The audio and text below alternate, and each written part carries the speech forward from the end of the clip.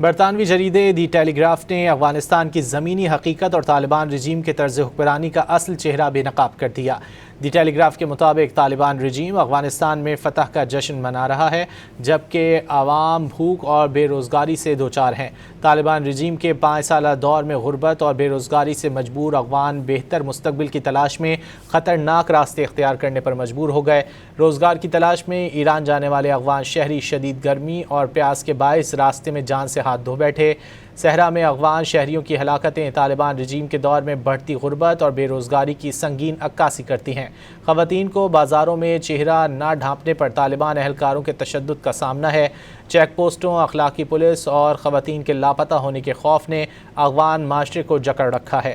طالبان حکام نے صحافیوں کو 15 اگست کی کوریج صرف جشن تک محدود رکھنے اور تنقیدی مواد نشر نہ کرنے کی ہدایت دی ہے۔ دی ٹیلی گراف کے مطابق صحافیوں کو انٹیلیجنس، نگرانی اور احکامات کی خلاف ورزی پر کارروائی کی وارننگ دی گئی۔ اقوام متحدہ کے مطابق رواں سال تقریباً 2 کروڑ 20 لاکھ افغان انسانی امداد کے محتاج ہیں۔